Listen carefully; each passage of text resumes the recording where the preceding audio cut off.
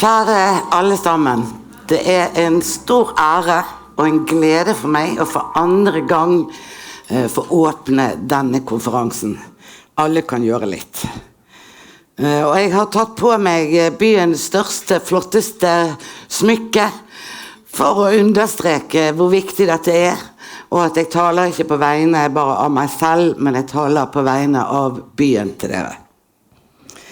For andre gang så dette da blitt en konferanse som spenner bredt, der man møtes brukere, erfaringskonsulenter, forskere og næringsliv. Det handler om medborgerskap. Det handler om at alle har en plass i vår by. At vi skal behandle hverandre med verdighet og med respekt.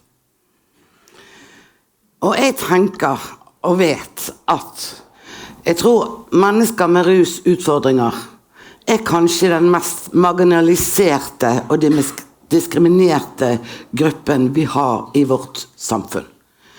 I fjor fikk vi lagt frem rapporten som handlet om menneskerettighetene, brudd på menneskerettighetene. Og jeg må si det at selv om man ante en del av dette, så var det sjokkerende.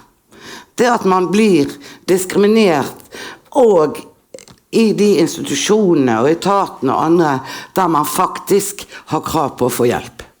Det være seg helsevesen, det være seg i NAV, i arbeidslivet, overalt. Og dette vi jo nødt til å snu. Jeg hadde en samtale med en veldig erfaren psykolog som har jobbet med rus og mennesker med rusutfordringer i mange, mange år. Hun sa det at hun stadig får telefoner fra Haukeland sykehus eller andre, der man spør, det greit at vi gir vedkommende smertestille?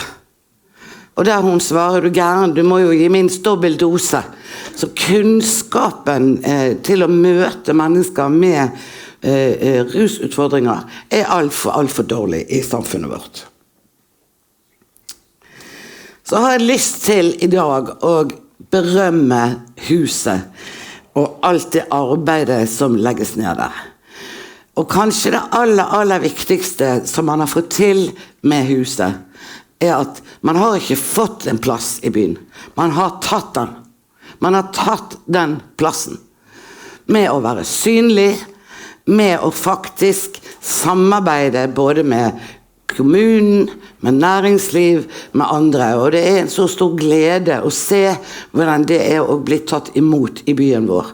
Og det var en sann glede i fjor å få lov til å dele ut folkets pris til huset.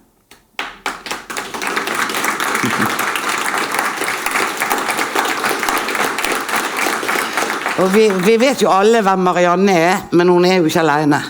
Hun har en stor gjeng rundt seg, og den stadig økende.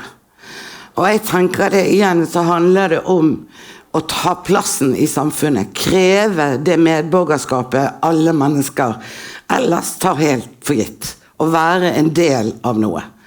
Det å få lov til å hjelpe hverandre, det å få lov til å være talspersoner for de som ikke klarer å snakke for seg selv, det i seg selv gir jo så mye mening i livet.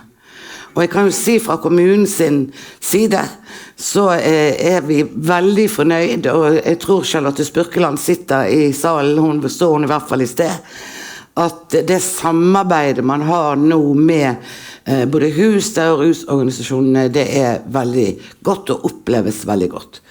Og jeg må jo si at i året som har gått, så har det vært kjempefint å få lov til å være med og åpne Hannas hus, men også Natthuset.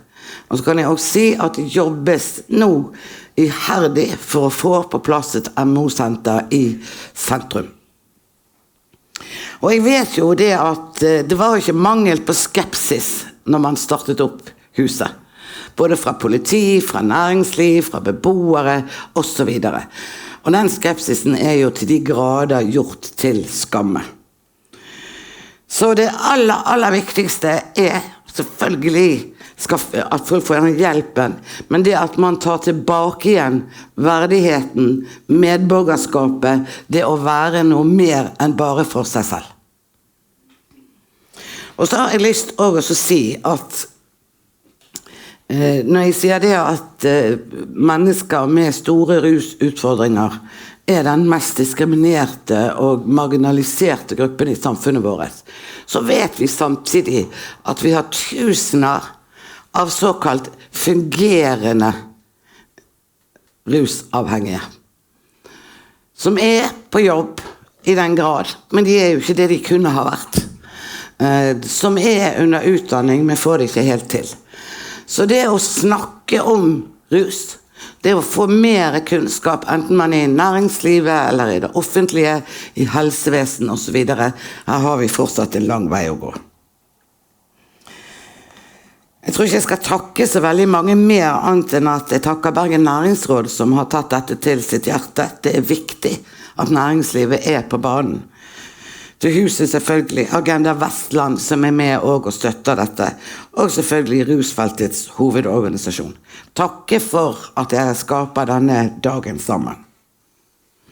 Og til alle som hver dag jobber med mennesker med rusutfordringer, helsepersonell, organisasjoner, men ikke minst også pårørende.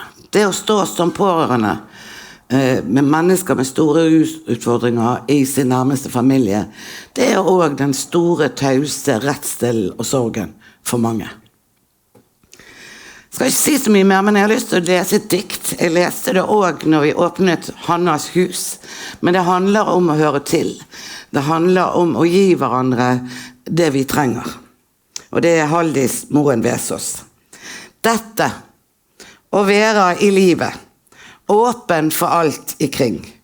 Bunn med sterke røtter til mennesker og til ting. Gi både hjerte og hender, i omsorg og aldri svik. Var det som ga mening til ferda mi, og let deg få kjenne deg rik. Og den som rik vil ha seg et hus, som såleis bygd, at alle som hører til huset, kjenner det godt og trygt. Og såleis at fremmede gjerne kjem inn gjennom dørene der, og øker den rikdom som finnes der før, med alt det de sjølve Fattig var du som om aldri i livet du kjenner fikk, at mellom deg og de andre levende strømmer gikk. Av tillit og varme som styrkte, hvert bånd som til livet deg batt, og la deg få kjenne, når alt blir gjort opp, at mer enn du ga, fikk du att. Lykke til med konferansen alle sammen. Takk for meg.